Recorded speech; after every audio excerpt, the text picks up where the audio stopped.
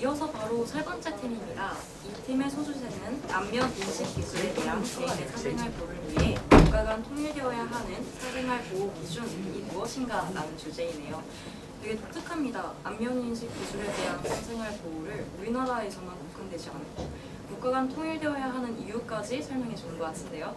어떻게 발표해 줄지 정말 기대가 됩니다. 1번의 송채진, 6번의 신중현 학생이 발표하네요. 거두절미하고 바로 들어가 보실까요? 세 번째 팀도 중간중간 패들렛으로 반응 부탁드립니다. 네, 안녕하세요. 저희는 안면인식 기술에 대한 개인의 사생활 보호를 위해 국가 간 통일되어야 하는 사생활 보호 기준이 필요하다라는 주제에 대해서 탐구했습니다. 안면인식 기술은 공항 보안, 범죄자 추적, 스마트폰 잠금 해제 등 다양한 분야에서 활용되며 빠르게 발전하고 있습니다. 그러나 안면인식 기술로 인해 사생활 정보가 특정 집단이나 개인에게 무단으로 수집, 분석될 수 있다는 문제점 또한 존재합니다. 예를 들어 중국은 신장 지역에서 위구르족을 감시하기 위해 안면인식 CCTV를 대규모로 설치하였고, 이는 국제사회에서 정부가 개인의 사생활을 심각하게 침해하였다고 평가되었습니다. 안면인식 기술로 인해 사생활 침해 문제를 해결하기 위해서는 각 국가별 상이한 사생활 보호 기준에 대해 살펴보아야 하며, 이를 토대로 국가 간 통일되어야 하는 사생활 보호 기준을 정립할 필요가 있습니다. 대부분의 국가에서 생체 정보에 해당하는 안면인식 데이터는 민감 정보로 간주되어 원칙적으로 개인의 동의 없이 수집이 불가능합니다.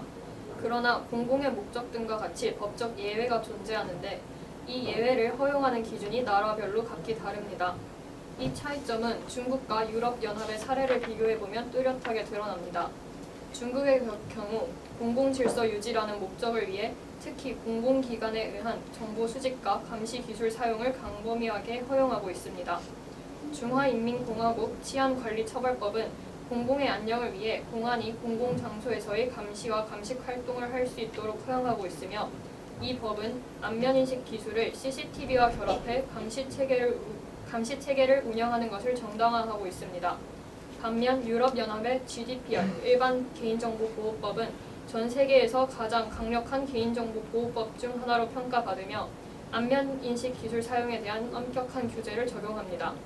유럽연합은 개인의 명시적 동의와 데이터 처리의 투명성을 강조하며 시민들의 동의 없이 공공장소에서 안면인식 기술의 사용은 거의 불가능하다고 보면 됩니다.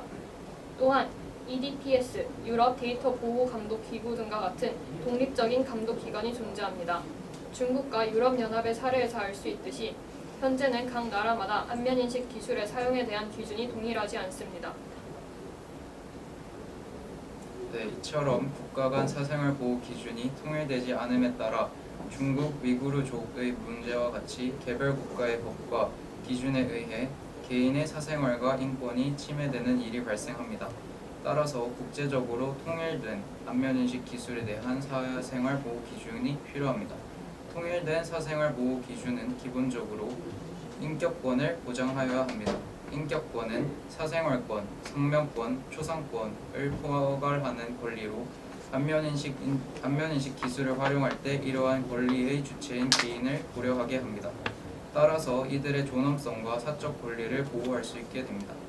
또한 안면인식 기술의 활용이 개인의 인격권을 최대한 보장하는 방향으로 이루어지고 있는지를 감시하는 감독 체계의 마련이 통일된 사생활 보호 기준에 적용되어야 합니다. 이는 개인의 존엄성 보장과 그 불가분의 관계에 있는 인격권의 실질적 보장을 가능하게 하며, 더 나아가 빠른 속도로 발전해 나가는 기술에 대응하는 것을 가능하게 할 것입니다.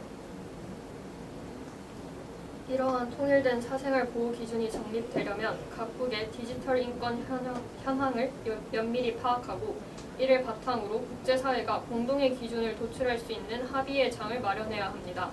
예를 들어 UN 인권위원회를 중심으로 디지털 인권 특별보고관 제도를 도입하면 전 세계의 사생활 침해 실태를 체계적으로 조사할 수 있습니다. 이후 안면인식 기술이 활발히 발전 중인 G7이나 G20 같은 다자 정상회의에서 주요국 간의 정치적 합의를 이끌어내고 이를 국제협약 수준으로 격상시킬 수 있을 것입니다. 이러한 합의의 장이 실현되기 위해서는 각국 국민들이 안면인식 기술에 따른 사생활 침해 문제에 대한 높은 문제의식과 경각심을 가지고 있어야 한다는 것이 전제되어야 합니다. 이상입니다.